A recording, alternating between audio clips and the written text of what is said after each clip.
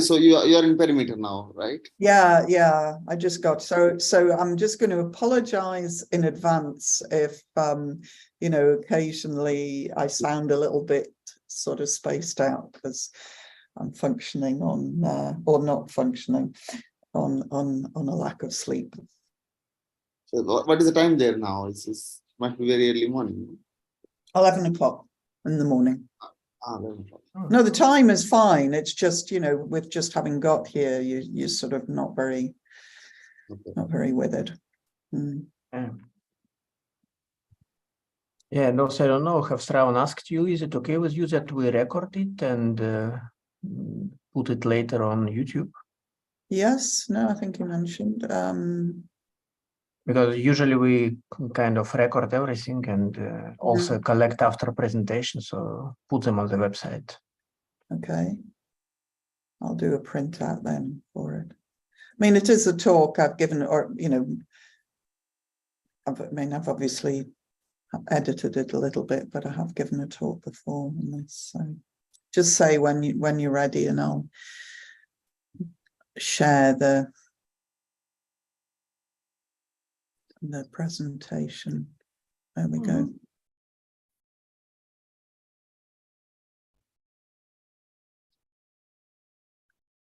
Come on.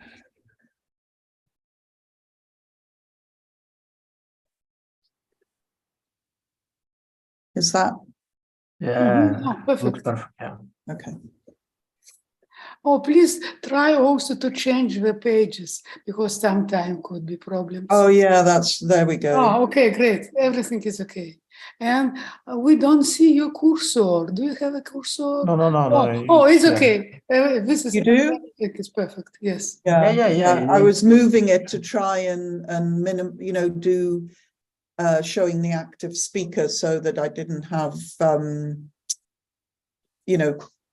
I didn't have the presentation on my screen obscured, so that's probably why you couldn't see it. Usually now it's time to start, but usually we start a couple minutes later because people have customs to come last minute. So we will wait 1 minute.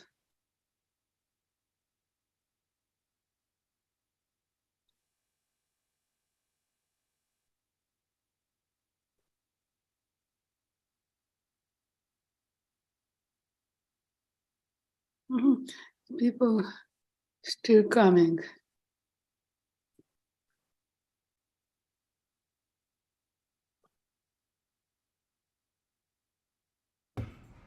Hi, Luca. You just Hey, Alex. Sorry, I'm a bit late. Hello, everyone. Hi, Luca. Hello, Luca. Irina. Hello. Hi, Ruth. Nice to meet you. Hi. Hello. Oh.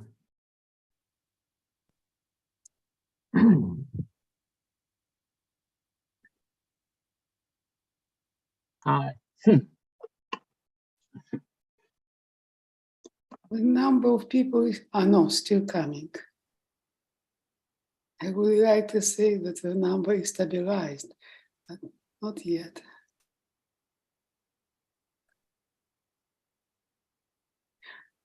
I can rename now. Let me do that. Oh, yes, maybe we can start. Hello, everybody. We have a pleasure to have today the talk by Ruth Gregory. She will tell us about thermodynamics of acceleration. Ruth, 1 hour, please. Okay, thanks very much. Now you've panicked me by saying 1 hour because I need to. I can't see a clock on my screen, but I'll do my best. And there are sort of topics towards the end that I can perhaps. I can tell you 5 minutes in advance. That would be excellent. Thanks, Irina. Okay. I appreciate that. You. So thanks for the invitation. And I thought I would talk today about some work that's been, I guess, going on for several years now. I've put some of my collaborators down there on the first slide.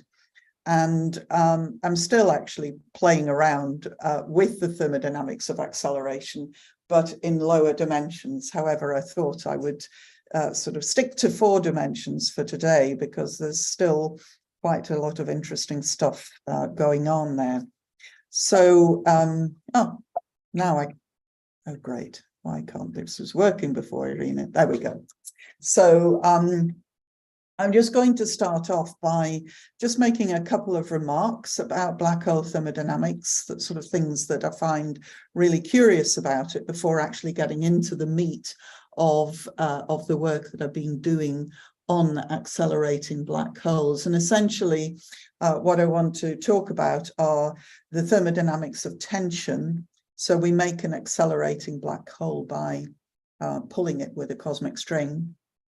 And cosmic strings have tension, so that's what that refers to.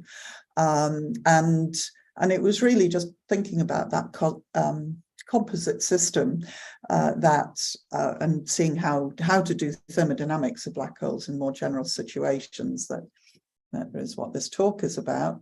And then I'll talk a little bit about black hole chemistry with acceleration, and some expressions that my student and I derived that allow you to sort of write the black hole thermodynamics in a purely, I guess, a chemical form, hence the name chemistry, where you don't even refer to the geometrical parameters.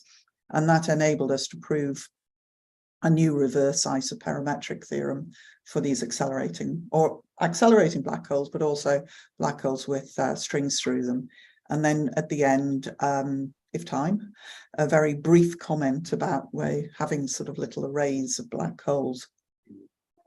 So the first part, I think one of the things that I find curious about black hole thermodynamics is, to a large extent, most of what practitioners do when talking about black hole thermodynamics is extremely classical, and yet H-bar kind of permeates throughout the whole discussion of thermodynamics of black holes. I mean, Hawking radiation is, after all, a quantum effect. And yet, how you get to the idea that black holes radiate is very classical. You look at the Schwarzschild metric. So here, for the purposes of what's going to follow, I'm looking at Schwarzschild ADS.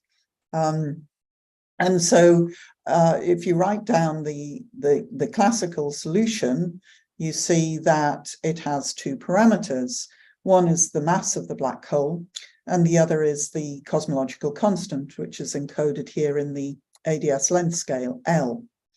And if you sort of ask what happens during a process, say throwing something into the black hole, for example, what typically happens is you start out in some initial state, something happens, and then your black hole settles to some final state.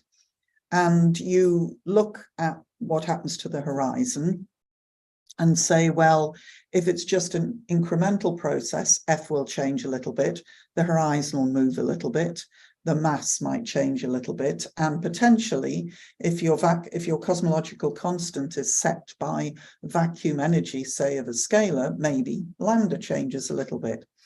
And so you get this relation. Your horizon is still going to be F equals 0 in the future.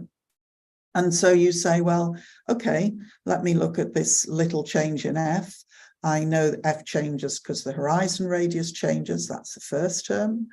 F changes because M changes. That's the second term. See if the cursor's moving. And then finally, you can change the horizon because the cosmological constant changes. So you just do this sort of fairly obvious thing, and then look at the different pieces that you've got. So I'll just make sure I've got the right thinking. Yes, sorry. So, I mean, first of all, we now know, obviously, that the area is telling us what the entropy is. But if I just go back, when people were first thinking about this, obviously they wouldn't have changed lambda. But you know, you could see that if F is 0, then you could relate a change in R plus to a change in M. And so here we kind of relate this change in R plus to a change in the area. And the prefactor, the F prime, is what's telling us about temperature. So this is really how black hole radiation was deduced. And of course, we now know what these constants of proportionality are. And then more recently, including vacuum energy into this process, we define a pressure term, which in anti-de Sitter is positive. It's related to this length scale. And if we write, we know what P is, it's just lambda over 8 pi in magnitude.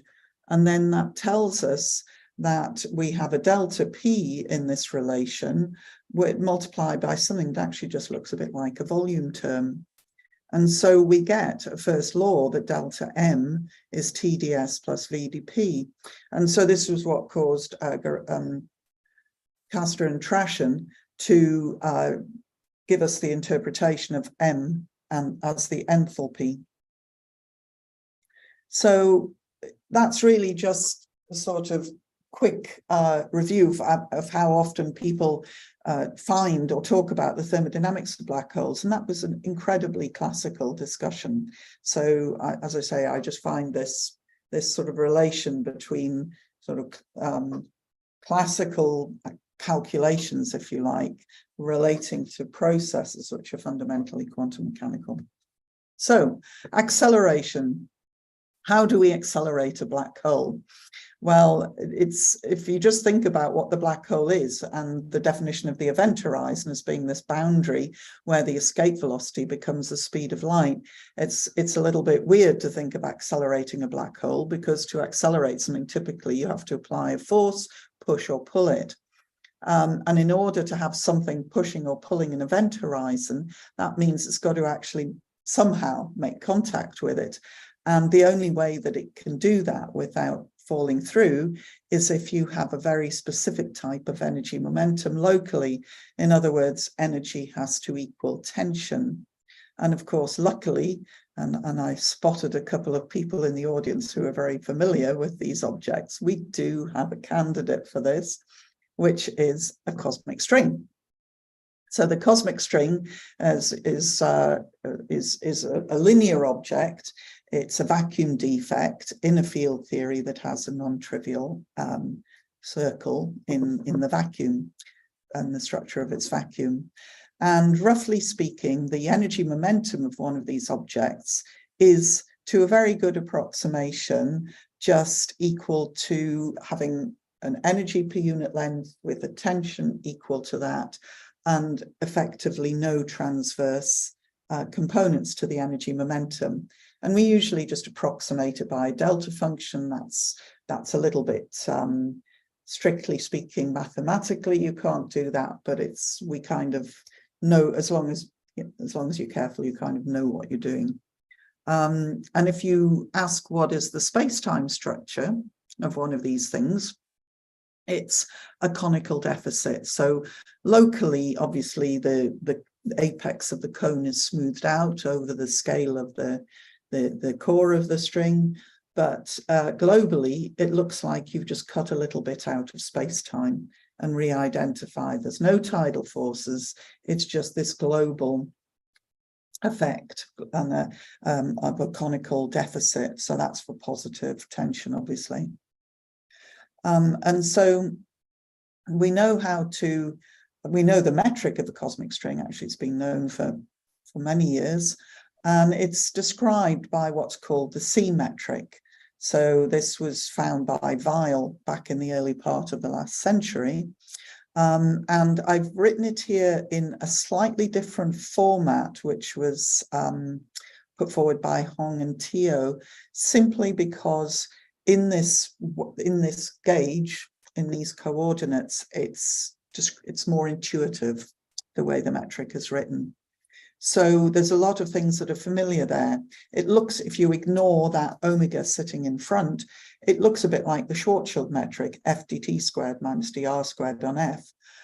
What's different? Well, what's different is that conformal factor omega. It's the fact that the angular part of the metric isn't necessarily round if G is not 1.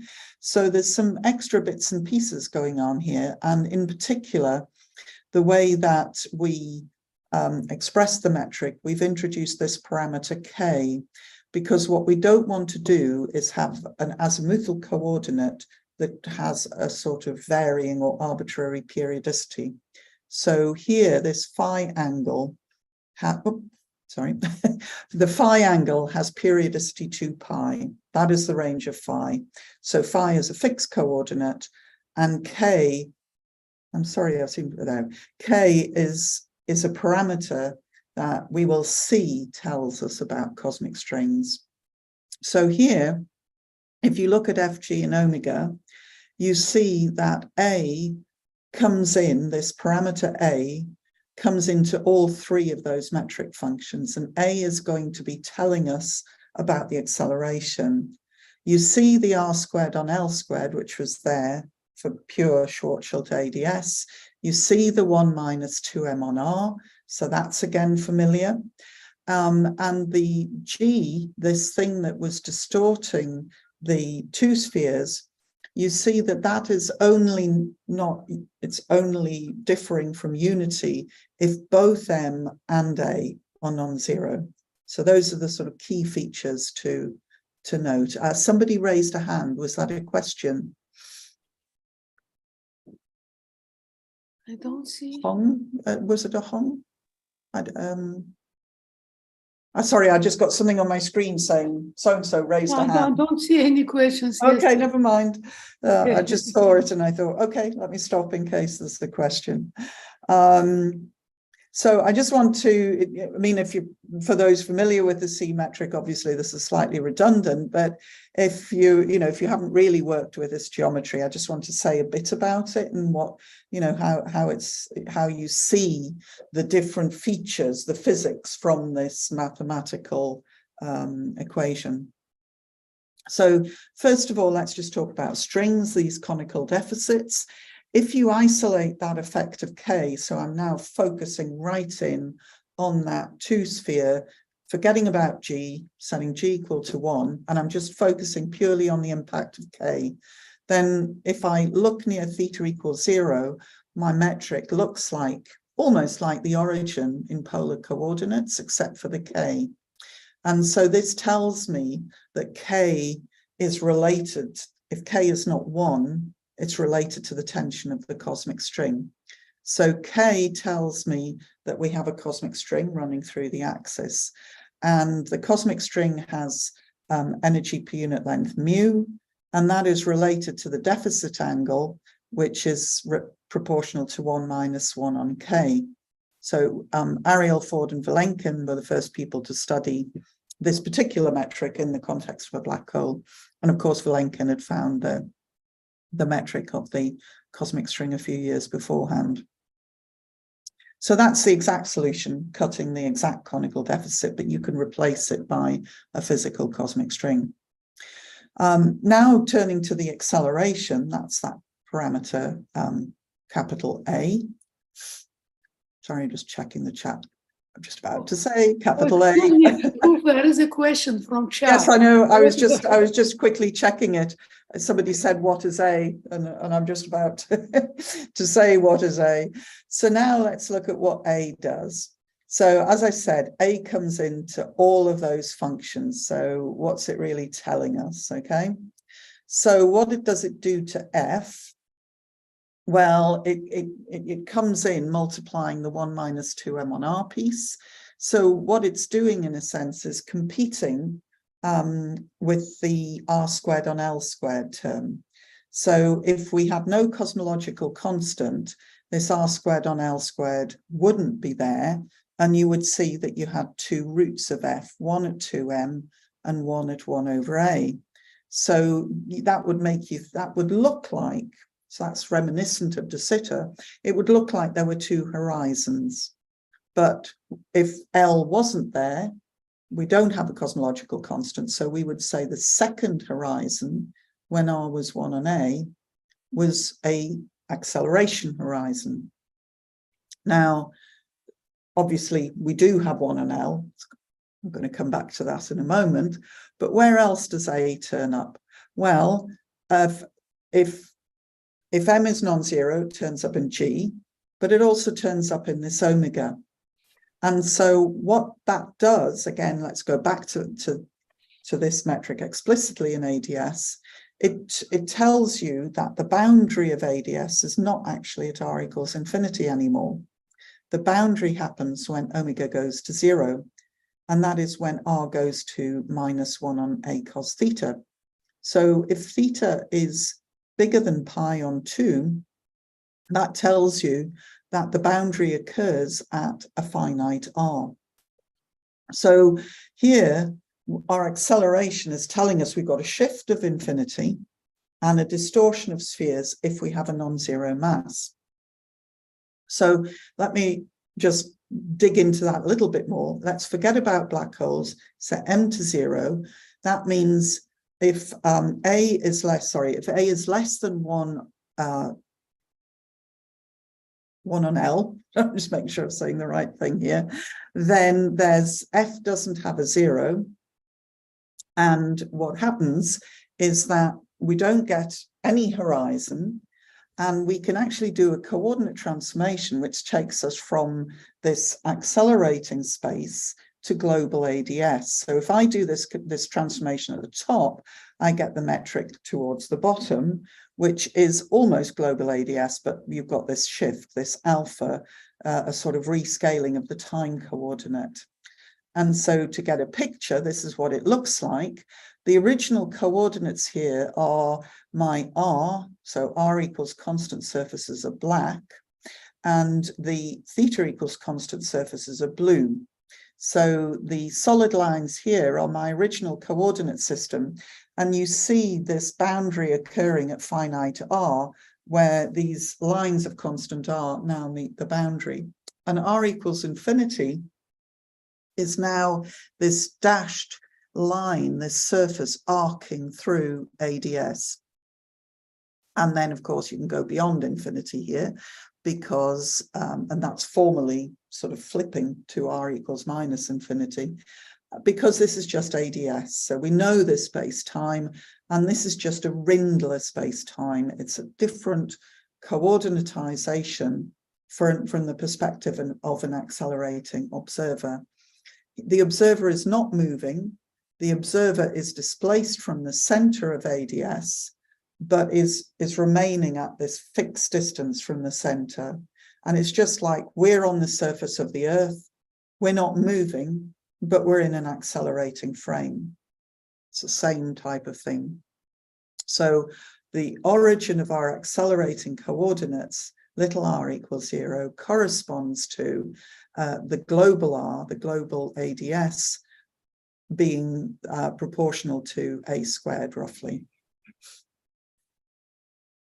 So putting it together, we've got this idea that A is giving an acceleration of a black hole. We go near the North Pole, theta equals 0, and we get a deficit angle now, which is going to depend on G near the pole, which is 1 plus 2 MA. And on the South Pole, you've got 1 minus 2 MA. And so you end up with 2 different deficit angles on each pole. And so, if you like, you have a cosmic string with 1 tension going out the top and a different tension going out the bottom. So there's an imbalance of tension, which is what causes the acceleration, an imbalance of force. People usually make one axis regular, which in this case, because of the way I've set it up, would be the north axis, because you would then have a deficit on the south axis. You can, of course, make the south axis regular, in which case the north axis would have a negative tension and a sort of angular excess. So we tend to keep positive tensions.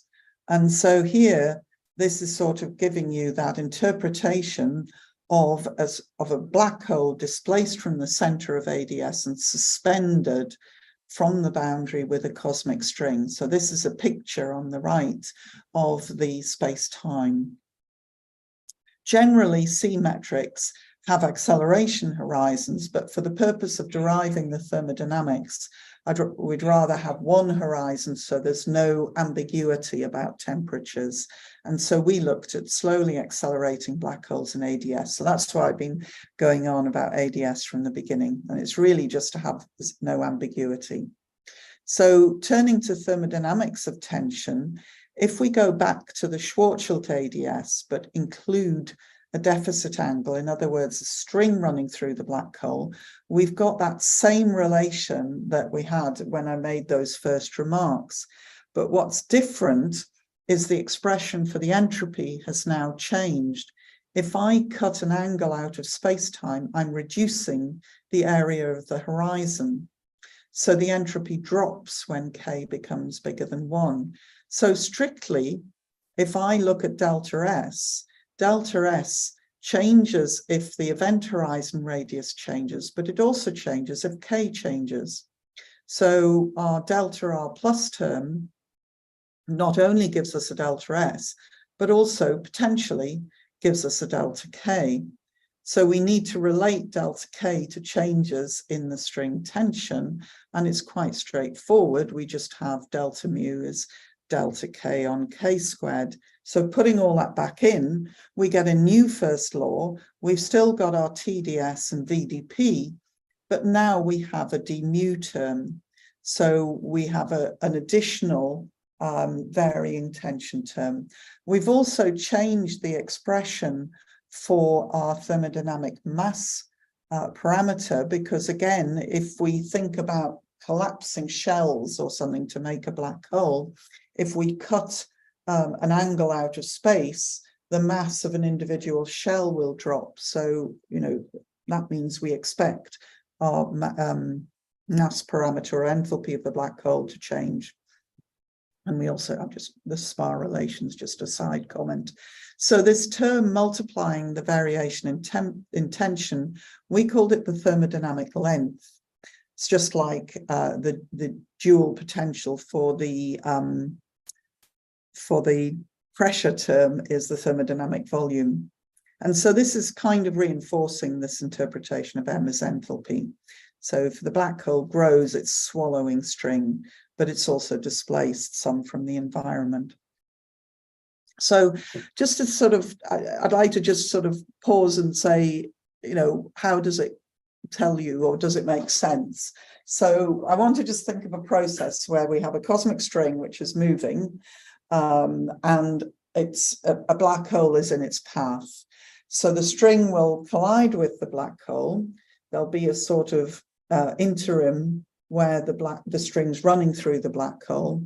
But because the string is infinite, it's going to keep moving, and eventually it'll pull off the black hole.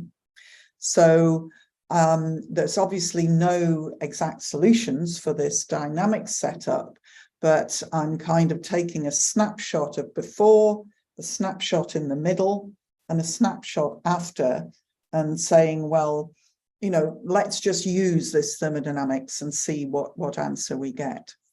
And what is the minimal thing that I can do? So we've got our first law, so that's at the top. And the minimal thing I can imagine doing is, as the string is captured, I say, okay, I'm going to not allow the entropy to change. I mean, in general, entropy goes up, but the sort of least disruptive thing I can do is not change entropy. And so what that actually says is that the enthalpy drops a bit, but between the left and the middle, my delta mu is just mu, because I've gone from no string to string. And so what that tells me is that my delta m, because, you know, infinitesimally, delta capital M is just delta little m, that is equal to 2m mu. Now, in going from the middle picture to the right-hand question in the chat is, doesn't this picture, so Robert's just asked, doesn't the picture imply that matter can exit the black hole? Not quite, Rob, because what's really happening, which I can't sketch here, is that there's a bit of string being captured, but as the string carries on, the two ends, if you like, come round, and then you get a reconnection process occurring. So it's as if you've had the string loop around the black hole and it sort of reconnects. So the way I've drawn it, because I've drawn these very idealized, straight things, it looks like matter's come out, but as you'll see, it hasn't. So, really what's happening, the string would be distorted. People have looked at that, have done numerical work with strings interacting with black holes. So the string itself is sort of being, is kind of the two bits come round, touch and reconnect. So in the second part of the process, the minimal thing I can do is not to change the event horizon radius. So here I'm using the intuition of the event horizon as a local congruence of null geodesics. And so I'm saying that I'm using the fact that can't contract. So that's kind of what I'm, the minimal thing that I can do there. And then the tension change from the middle picture to the right-hand picture is minus mu now. And so if my delta R plus doesn't shift, I should have said this is just simple short black hole, then that tells me that little m doesn't change.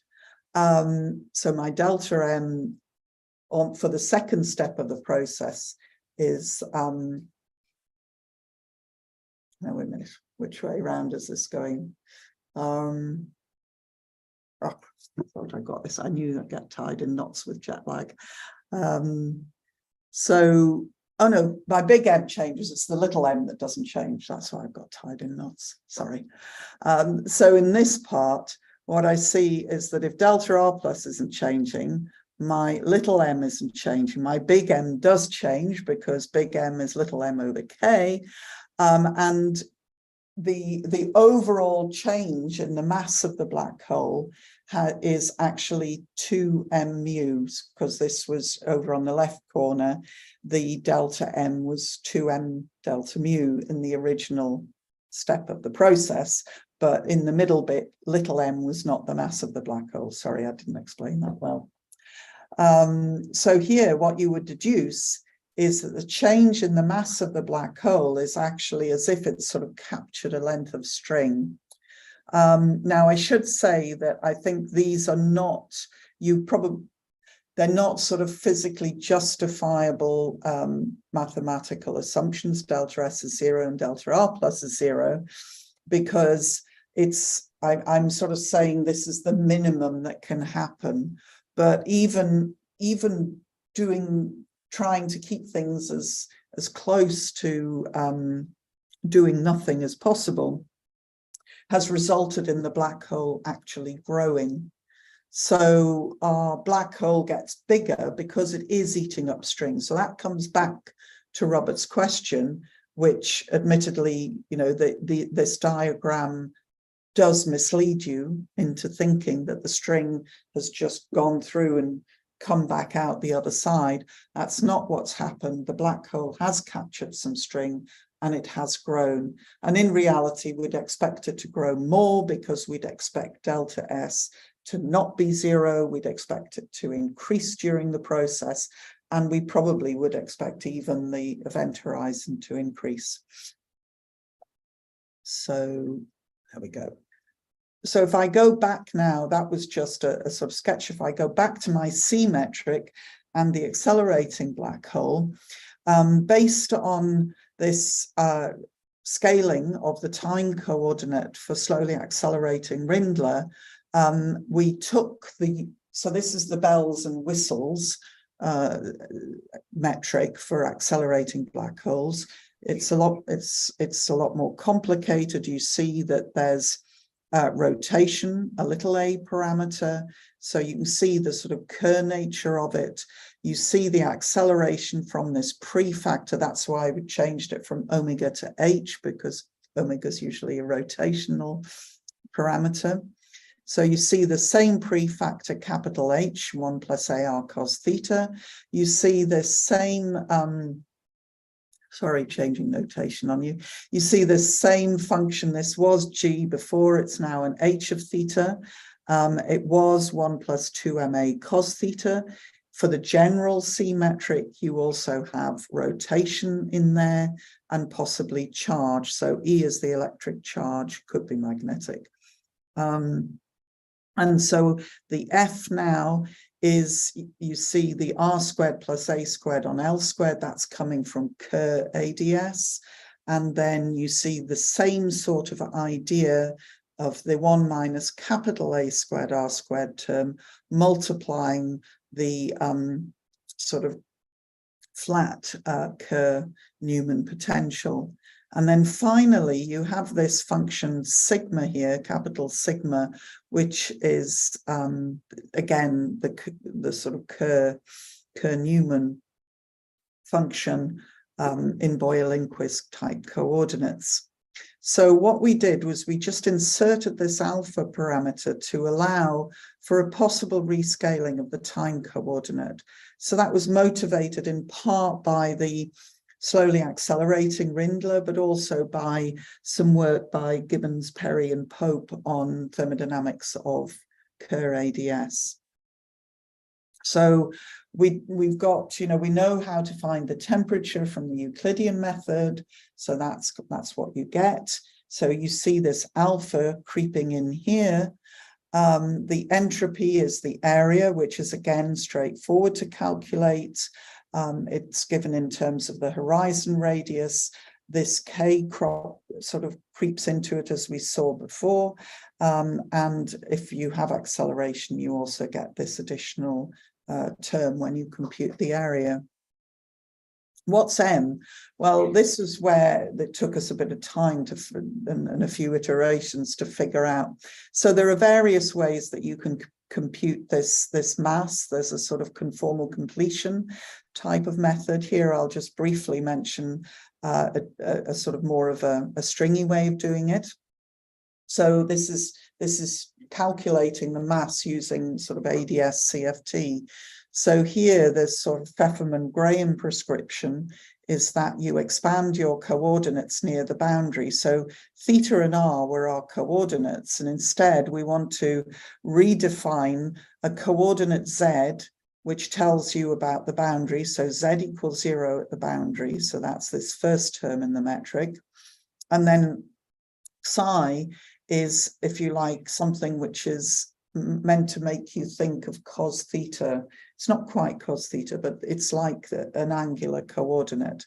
So because we have acceleration, normally you would say Z was 1 over R and psi was cos theta. But if you have acceleration, then you've got this mixing. So your boundary is when the conformal factor is 0, not at fixed R or fixed theta.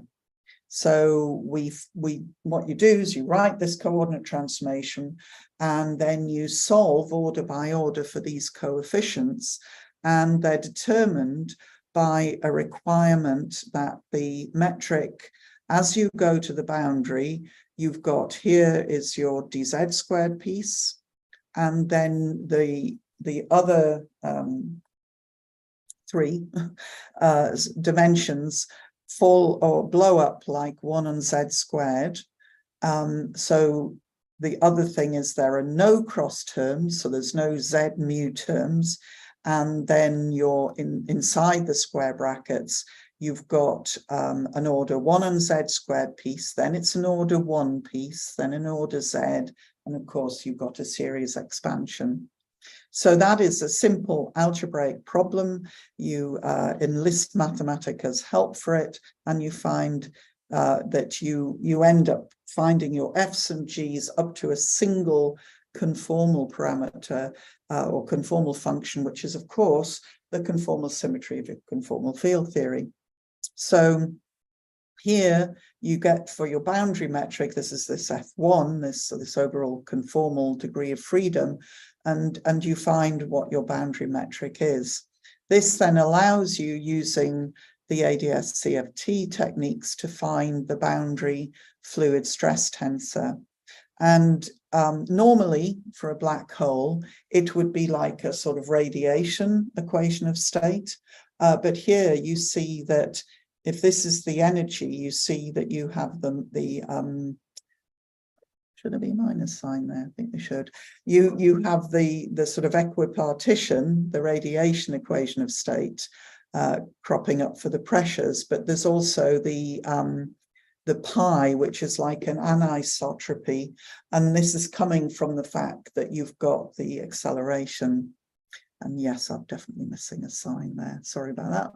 So plotting these functions, you see that you've kind of got an angular pressure, so that like the zenith, that's it, the zenith angle, which is peak psi, and an azimuthal pressure. So this is just an example of a plot of how these components vary as you move around on the boundary. You can then integrate up the boundary stress tensor to get the mass, and you find that alpha crops up again. So if you set the mass to 0 and just ask for a round 2 sphere, you get this alpha is exactly what it would be for the slowly accelerating Rindler. And so by using this prescription, it allowed us to find what alpha was, and as soon as you knew what alpha was, you had a consistent first law. So this was in fact what we ended up getting, which is a bit of an intimidating slide, I think. Our alpha is down here in the bottom right-hand corner, and this capital Psi is just a constant that keeps appearing in all of the expressions. So it's dependent on the rotation, the little a, the acceleration, big A, and also the charge. And so we have a generalization of the mass, the M on K, which includes all of these different parameters. The tension, the temperature, and the entropy are sort of reasonably straightforward. The charge of the black hole is absolutely what you'd expect, E on K, and indeed the electrostatic potential is what you'd expect, as is the rotation. What really looks a lot worse, a lot more complicated, is the thermodynamic volume, which now is getting to be quite long, and our thermodynamic lengths are also rather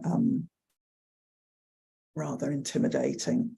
So this, if you like, was the sort of endpoint of finding all of a way to make the first law work for black holes that are accelerating. Of course, as I say, I find those intimidating expressions. So, it's nice to instead ask, well, can you get it in a slightly more user-friendly form, just expressing the chemical potentials in terms of the thermodynamical charges? So that's stepping away from the metric and just looking at the thermodynamics itself.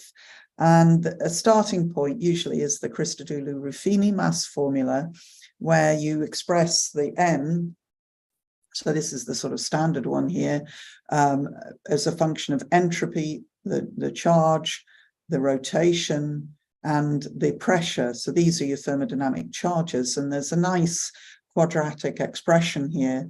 Well, that's not really, I suppose it's, anyways, polynomial expression for the mass squared. And this is for Kerr-Newman ADS. So this kind of, is a more clean or user-friendly way to do it. So we need to be able to think about the deficits. So this is where Andy and I realized that actually, although we think about, the tension of the string coming out of each pole of the black hole, from the geometrical perspective, the important thing is a sort of average conical deficit and the differential conical deficit, because it's the differential that causes the acceleration, but you can also have an overall sort of chopping of the, this overall deficit angle coming out of the space-time. So we encoded this in this capital delta, which is sort of telling you about the average deficit. So you're sort of looking at mu plus mu minus here. And you see that's related to that capital Psi there. So you kind of now start to see why some of these expressions were coming in. And then the differential deficit is something that's proportional to MA. So again, something that's kind of looking familiar. So I'm just pop psi there in the corner to recall what it is. And so just by looking, and it was sort of a bit of one of those stab in the darks to see how some of the charges or potentials scaled with K, we just sort of, found how that Christodoulou-Ruffini formula would generalize. And so here you see that actually these, I think, look a bit less intimidating in that, your Christodoulou-Ruffini formula looks almost the same, but just a few deltas are peppered around. So PS becomes PS on delta. Here we've got Q squared on delta. So basically it's almost like it's done with scaling every your S goes to delta S and things like that. And so here's the expression for the volume, temperature, the angular velocity of the horizon, the electrostatic potential of the horizon, and the thermodynamic lengths. With those expressions, just see how much time there is. Yeah, I'm starting to run out. That you can actually sort of analyze your phase thermodynamic phase space much more efficiently. And this was actually why we came up with it, because we were looking at black hole heat engines with acceleration. So let's just I'll say something about Hawking Page. If we sort of let's just look at what conical deficits do and consider an uncharged, non-rotating black hole. You'd think delta was irrelevant, but actually it does impact the free energy. It sort of decreases it. But interestingly, Hawking Page occurs at the same temperature. So here's your phase diagram of G as a function of T. And you do see the change. You see that it's suppressing the, the overall magnitude of G. But the Hawking Page, which is where the curve turns over, is at exactly the same temperature. So it's sort of, seeing some things change, some things don't. Another feature you get in these phase diagrams are things called swallowtails. So once you include charge or rotation, you get new critical phenomena, because with charge and rotation, you now get an extreme limit of the black hole where the temperature goes to 0. And so typically, if you've got an extremal black hole and you add a bit of mass, actually the temperature goes up. And then, but also you've got, your Hawking Page. So it's you sort of find that if you're in a right region of parameter space, as you gradually drop the charge and you plot your free energy as a function of temperature, you see a swallowtail starting to appear. Now, when you have acceleration, and I won't go through the maths of it, it's all there, and it can be, people can go back and check.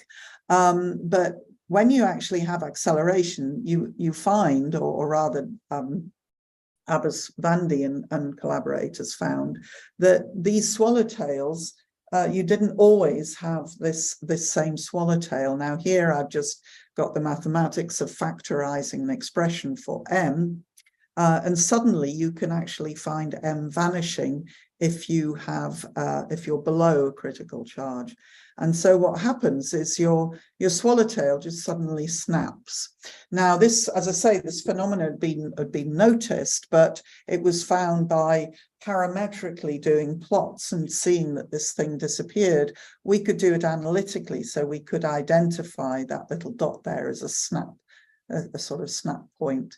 And so we could find all of these expressions analytically. And I think perhaps most importantly, we could do this reverse isoperimetric inequality.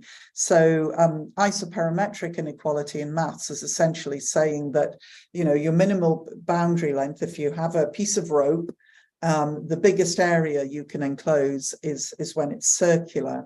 And this is a problem for black holes, because if you had a round black hole, that would be sort of saying that for a given volume, you were minimizing the area by making it round. But of course, entropy should be maximized, and we expect, a round black hole to be stable. And so Svetic and collaborators conjectured that black holes should satisfy reverse of this, saying that in fact, the area is maximized when it's purely round for a given volume. And they showed that this was true in all, the known examples. So here again, with this expression, we know what M is, we kind of know what V is, we do a little bit of just rearrangement. So we get this expression at the bottom, the polynomial, and then that tells us that m squared is actually less than this first term, which we then cross out the acceleration part of it, and we sort of end up with this inequality that's telling us that v, we cancel the m's, v squared with some pi's is bigger than or equal to a cubed, which this is your sort of isoperimetric inequality.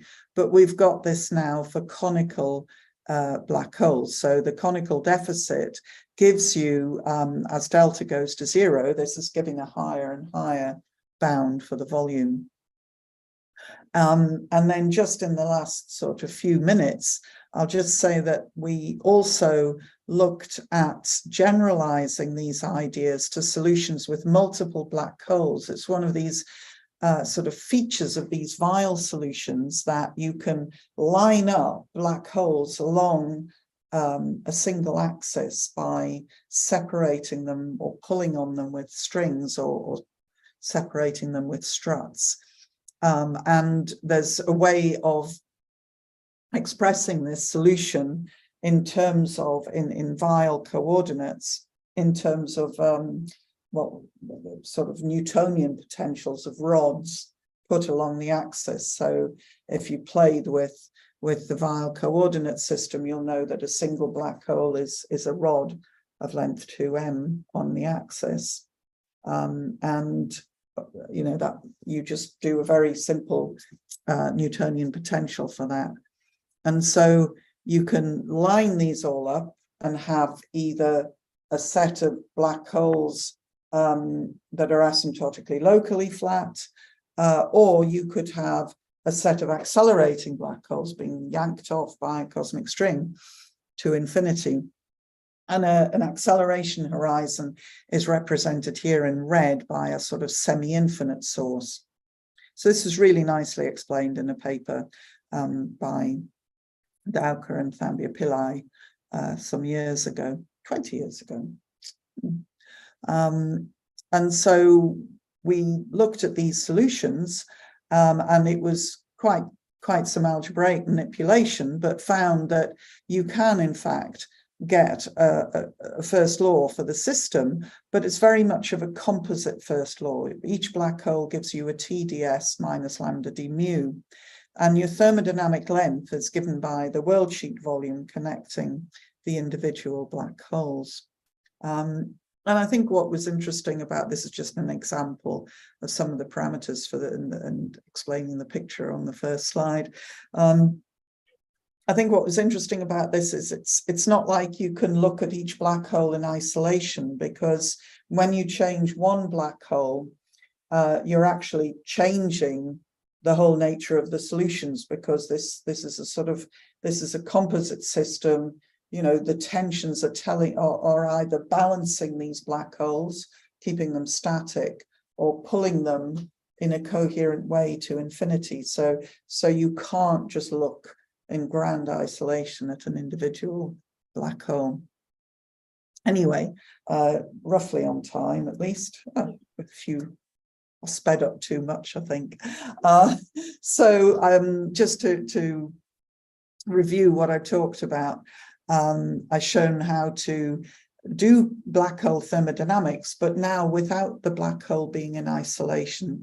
An accelerating black hole is not an isolated black hole. It's a black hole with a string, at least one string coming out of it. And so you can get a combined first law. You can either say the string just has a tension and that's it, or you can perhaps allow for a changing tension. Maybe the black hole captures a string. We called the conjugate variable for the tension thermodynamic length, and you can compute the thermodynamics of accelerating black holes.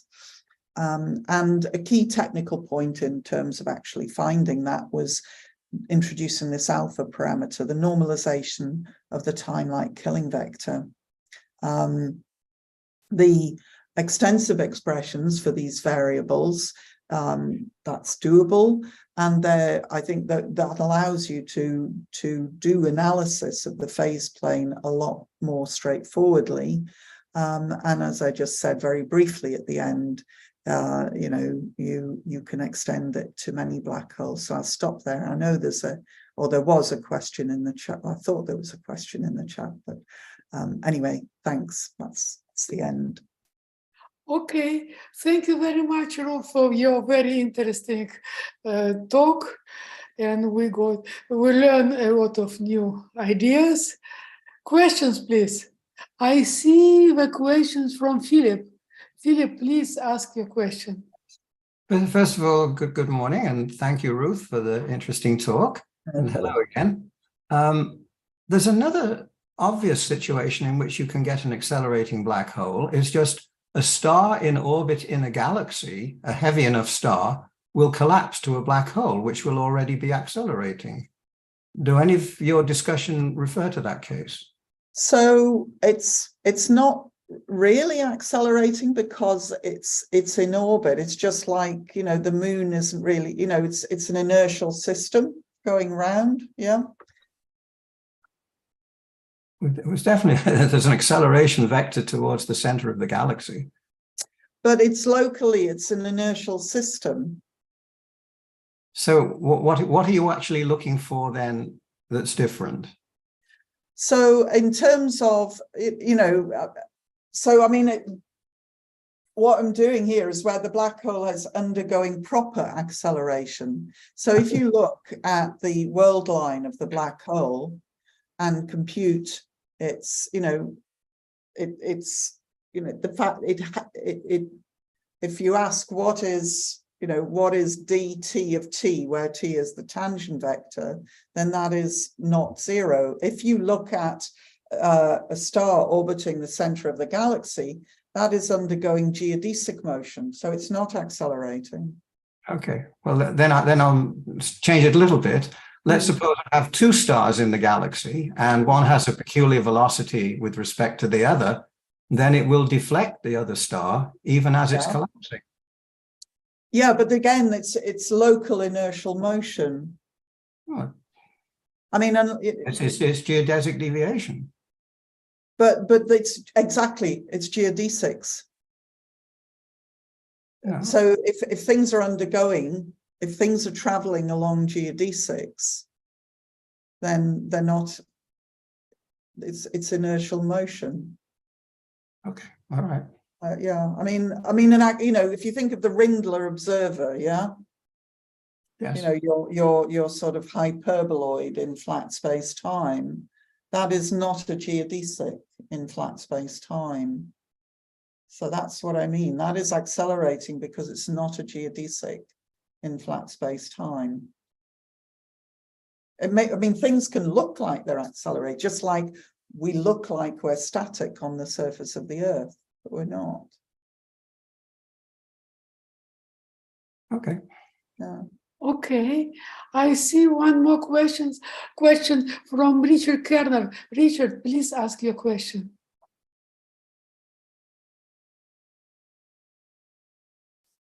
Are you here? Richard, I don't hear you.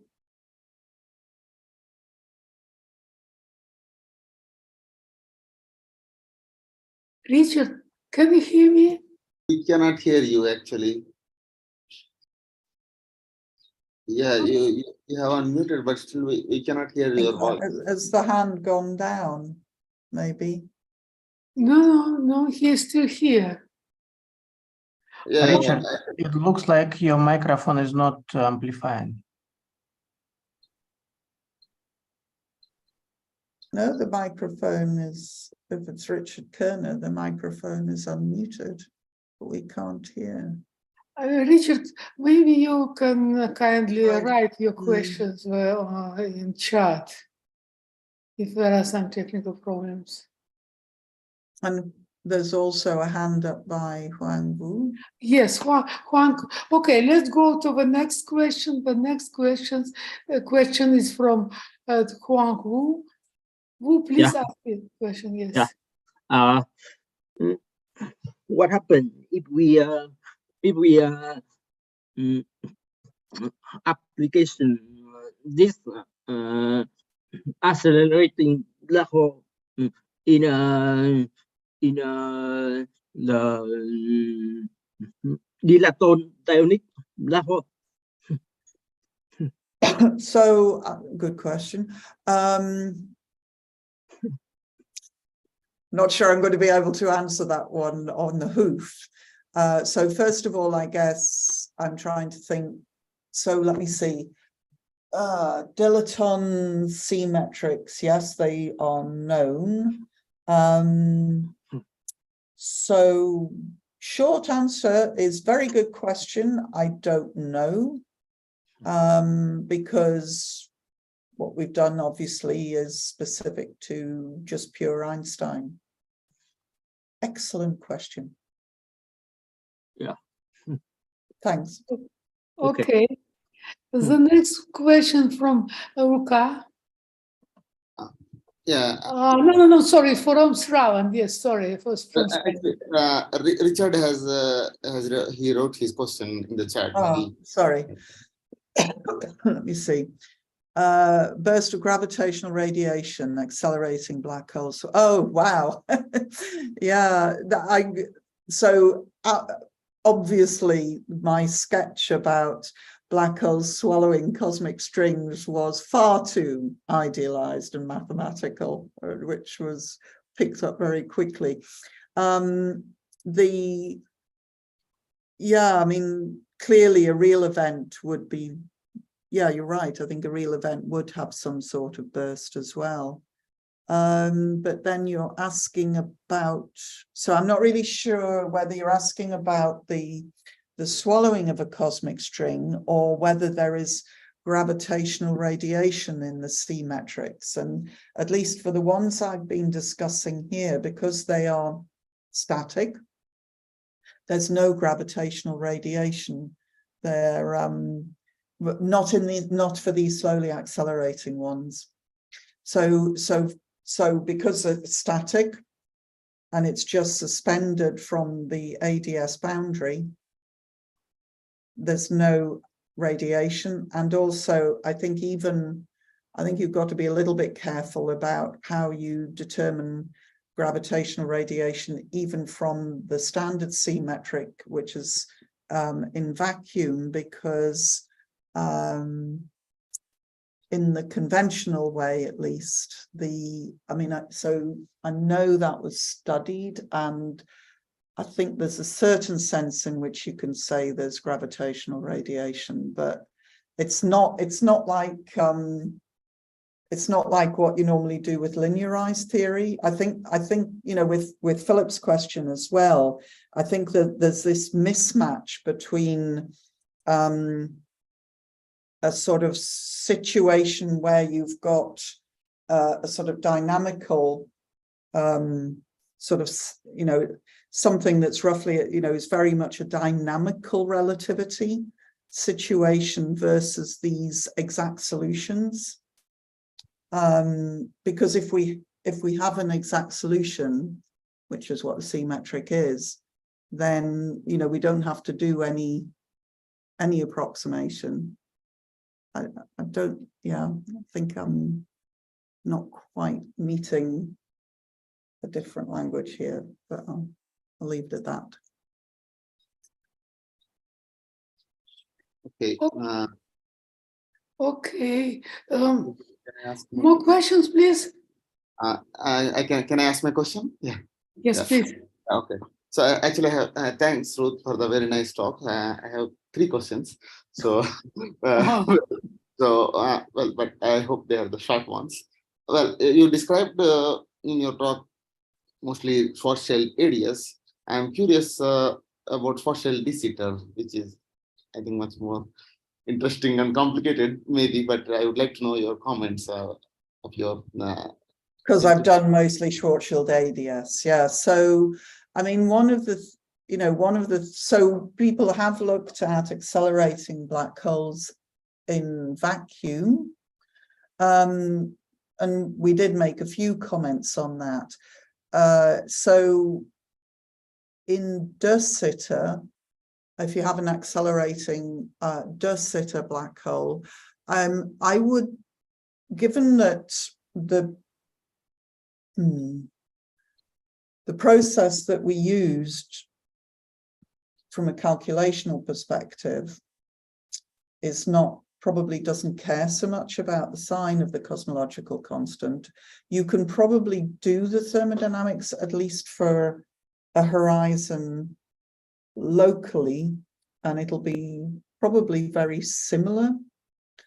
But of course, thermodynamics in de Sitter anyway is, I think, a sort of more, I think it's certainly been less well explored. And I think, that there's somehow you're more uncomfortable about the fact you have the two horizons, they're at different temperatures, so I think, which was the main reason, actually, we went to anti-de Sitter and did slow acceleration. But I think that the formulae essentially don't care, I see. Thank you. My next question is second question, please. Second question. So usually we have quite a difficulty to understand the meaning of a particle in a covered space-time. So I'm curious, if I'm talking about quantum aspects of a cosmic string. Suppose you have a classical string, and so suppose if the string is quantum mechanical in nature, how do we really understand it from in the curved space-time or in the black hole background? Are you talking about a superstring?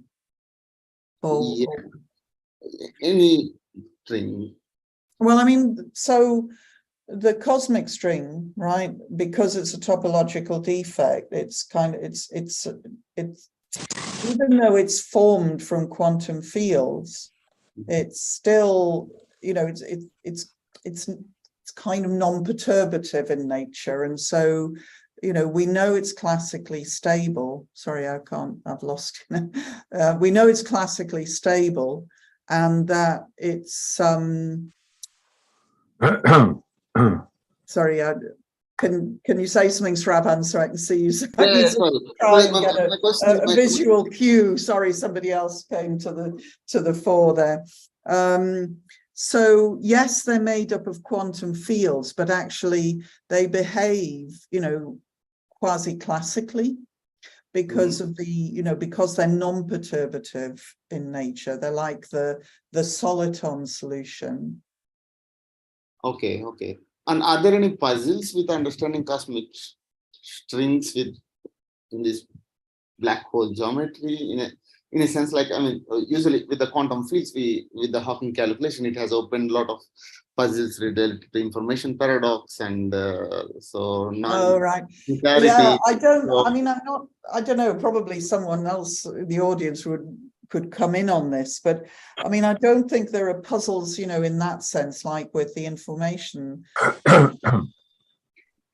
because they are, they're sort of quasi-classical. So in many ways, they're behaving, more or less as you'd expect. Obviously, they are literal hair for the black hole because, they kind of grow out of it.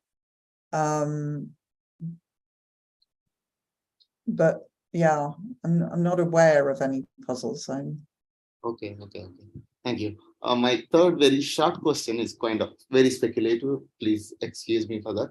So, is there what kind of metric that describes, for example, black holes in expanding universe? Like I'm thinking in the context of if you have in the primordial black hole sense, if they are formed but the universe is still expanding. So, what would be the effect of cosmological expansion on the black hole geometries. So there's been quite a bit of work on this generally. I mean, we know obviously what black holes look like in an inflation, in a de Sitter universe, because it's an exact static solution. And in that case, they don't grow. But, people have thought, including myself actually, have thought quite a lot about how black holes interact, if you don't have exactly de Sitter. So I did some work with Jenny Trashen and David Castor on slow roll inflation with black holes, but people have done, it's been a lot of work trying to explore, dynamical horizons and how a sort of generic type of cosmological fluid might impact. So there's actually some good literature on that. Yeah. Okay. Well, actually, in the one of your slides, you have this conformal factor, but you do not have a time dependence there. So because again, this is sort of what's special, I guess, with the questions I had about, the sort of orbiting black holes or the gravitational radiation. It's slightly more subtle here because the solutions have these boost time-like killing vectors. So there's sort of, the ones I was talking about are not dynamical. Some of the others sort of are dynamical, except you can choose coordinates, so they're static. And I think that's perhaps maybe where there's sort of slight, when the sort of slight disconnect between the two sort of intuitions, if you like, comes in. Okay. Mm. Thank you for the More questions, please. I don't see. If not, maybe I will ask. I have just a couple questions. First question is related with charged black hole. Do you expect that the situation is the same as for neutral black hole? And if there are some specific feature for extremal regime? Sorry, the same as for what with? What is your expectation for if you consider not just neutral or neutral black hole, if you consider also a charge? So I mean, the what we did here did have charge. You have charge. Yeah. No, I mean, so hang on, let me try and get back. I mean, this is, if I go way back to the chemical expressions, I don't know, you see there's a phi there. Phi with Q. Yeah. I see. I mean, okay, thank you. Too many symbols, too many equations. And another question is, can we expect something similar in some respect or something interesting if we consider wormhole instead of black holes? What do you think? No idea. I really don't know. Yeah, because I mean, I'm guessing to stabilize the wormhole, you've got, structure in your space-time and if you started yanking it with a cosmic string or something, that might, really cause issues. So no idea. Okay. That's a very, that's good speculation, that one. That's great. Okay, thank you. More questions, please? Oh, I see one more. Wu, do you still want to ask your question? Yeah. Okay, please do. I have one more question. What happened if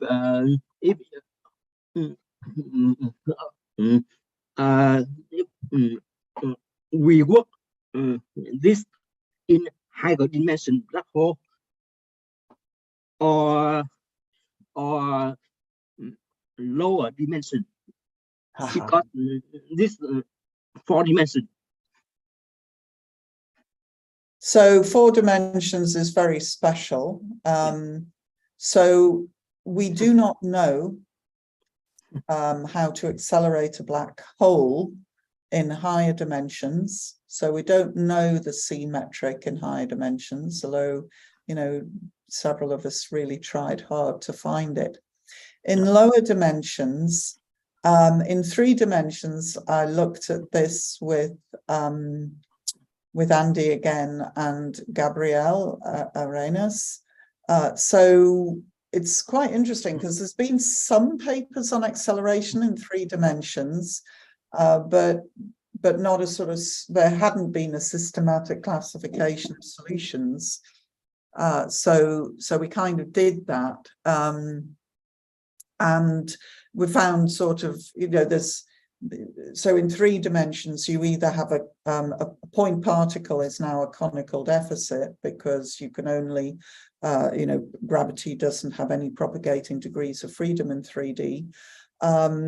So you get a conical deficit, which gradually eats up more and more and more of the space-time until you reach the sort of critical deficit, and then you move to the BTZ branch, and you have BTZ black holes, which are just sort of a sort of topological slice ADS and re-identify.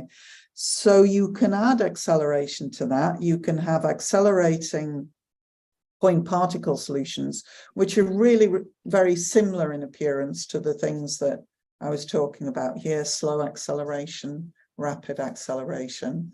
And you can have accelerating, and I say with inverted commas, BTZ black holes. It's a bit less clear that that's, you know, the right intuition. And we found a new branch of so-called, you know, BTZ-like accelerating black holes, which are disconnected from n equals 0, or from that critical. You can't have non-accelerating ones. And we're just looking at sort of doing the thermodynamics now. So, yeah. Yeah. Okay. More questions, please. May I ask the question? Yes, please, Georgi. First of all, thank you for your interesting and rather complicated talk. But I would like to modify the question which was asked several minutes ago by Irina. This question concerned the charged black holes, but the charged black holes allow us to construct the accelerated black hole accelerated solutions, not which are accelerated not by such strange artificial objects like string, but some interaction with some external fields. And we know such solutions. For example, I know the papers of Bichet Kafron, who analyzed the Ernst somebody else, I don't remember his co-authors. Ernst generated the Melvin solution, constructed the symmetry transformation, which generated Melvin solution, magnetic or electric solution. Yeah, that's right. Space. But if we take as a background solution, as initial solution, black hole solution, Nordstrom-Reisner, for example, we get, and for special relation between the parameters of external field and black hole, we get the accelerated black hole, which acceleration is produced by external field, exact, without any strings. Well, I mean, I expected that I'm you going to take considered such solution. I'm going to take issue just briefly with the statement about the strings being artificial, because of course, even, you know, for at least in a theorist's universe, I can make a cosmic string, you know, as a Nielsen-Olsen vortex. So I can make these strings just as physical as a Melvin magnetic universe, for example. But you're quite right that we don't have to have these localized objects pulling the black holes. We can make a black hole accelerate in a background field. Those solutions, though, have a far more complex asymptotic structure because a uniform magnetic field is not asymptotically locally flat. But yes, you're right. You can make black holes accelerate in a different way. And that, yeah, I mean, that's obviously that's not that's outside of this class of solutions. So what I've just said, would not apply. Well, I don't know, but I mean, I assume you would have to go and look at those solutions properly, the full class of yeah, you're right. I'm trying to remember. I know that's been done. You're absolutely right. And look at what happened to the thermodynamics there, but that I don't think it would be the same as this. Yeah. Sorry, if we consider, for example, two Nordstrom-Reisner solutions in balance, this is also the case of accelerated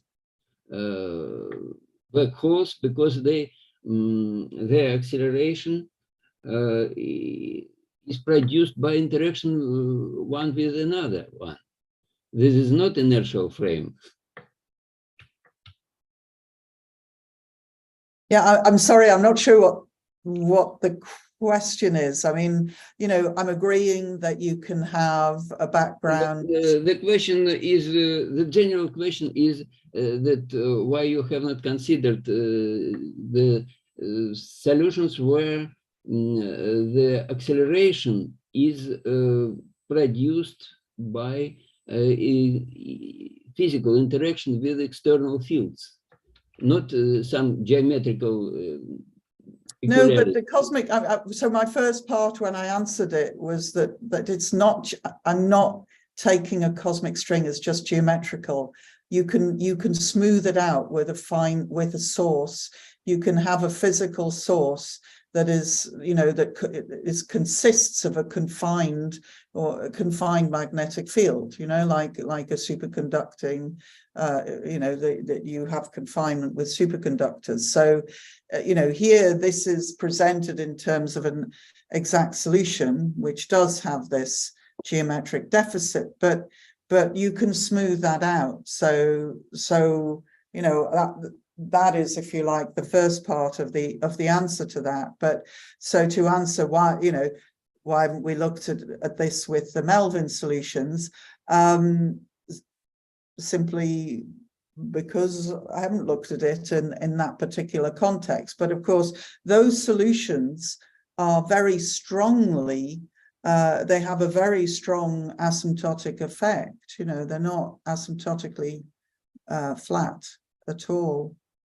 So, but it's a good point. I'm not disagreeing with you, just haven't done it. But I don't understand how you consider the cosmic string as concentrated magnetic field, because I remember the paper many years ago. It was a paper of Starobinsky-Sokolov, where they considered some structure of energy momentum tensor, which is equivalent to cosmic string, some delta function structure, energy momentum tensor. And I remember that the structure of this energy momentum tensor was very exotic. And I always believed that the physical sense belongs not to the existence of cosmic strings, but to the condition on the parameters of the solution, which provide the vanishing of the string. It is more important when such strings disappear due to special choice of the parameters. And just this condition for the parameters is in a weak field, corresponds to a simple balance equation. Okay, I'm not Is sure it what. true? So I'm not really sure what paper you're referring to there. I mean, as I said, when I first mentioned the cosmic string, we tend to be we tend to call it a delta function source just for simplicity, but it isn't. It's just a very, very thin source. It may have only energy and tension, but it can also have other components of the energy momentum, but those don't have any impact, if you like, on the surrounding space-time. So I'm not quite sure what your problem is with the Nielsen-Olson vortex, but it is a solution. It's not particularly complicated. It's a solution to Higgs's original abelian model with one complex scalar, one gauge field, and where you have the symmetry breaking, you have the Higgs mechanism outside the core of the string. You have a massive vector, so you don't have any, nothing happens outside. But the reason I said it's like a confined flux tube is because inside the core of the string, you have a non-zero Higgs and you have a non-zero azimuthal gauge field. So that has the interpretation of a confined flux tube. So really these Ernst solutions are just where you've taken one of these gauge local cosmic strings and you've essentially switched off the scalar field, and you've kind of deconfined your electromagnetic field, and so it is an electromagnetic field, whereas the local cosmic string is a vortex solution, the Nielsen-Olson vortex, in the original abelian Higgs model, and it's a totally finite solution, and it's finite thickness. So, although all of this has been presented as if it was a delta function, that's just to keep the maths clean, if you like. But you can always replace the delta function with the core of one of these local strings. That,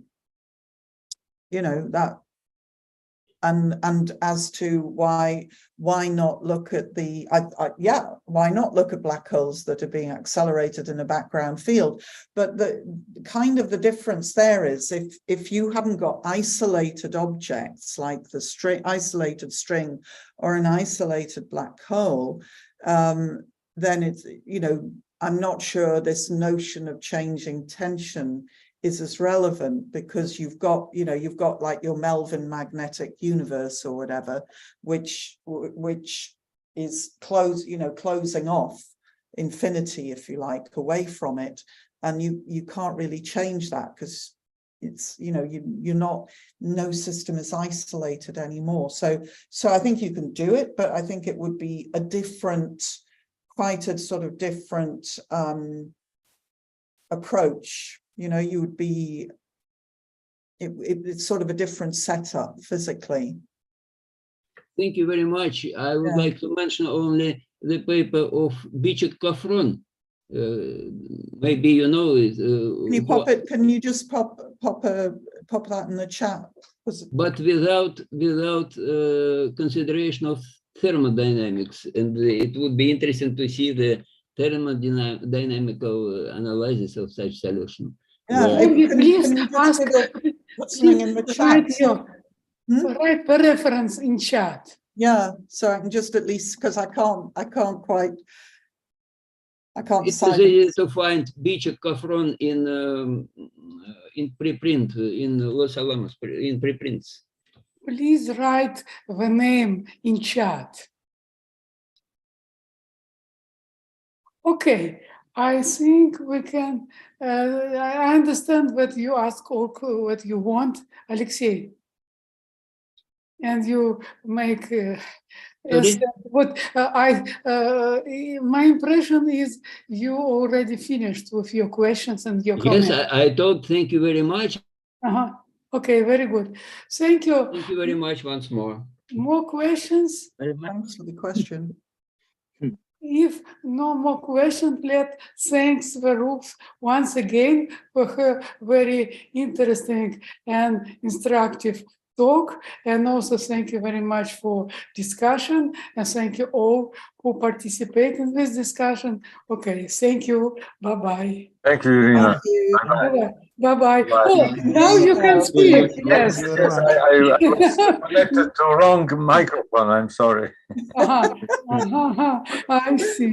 Technology, don't you just love it? Bye-bye. I see. Hang on, we're getting the paper in the chat. I just want to hang on till I can see what it is. The paper I mentioned is Bitchak. I wondered if you were saying Bitchak. I'm really sorry. I couldn't make it out. Bitchak and Kofran. Yeah. Okay, thanks for that. Bye-bye. Bye-bye. Bye. Thank you very Thank much, you. Ruth. Please send me the slides and I will Yeah, I'll forward. make a PDF printout of them. Yeah. Okay. Okay, thank you. Thank you. Thanks. Bye. Bye. Bye. Bye.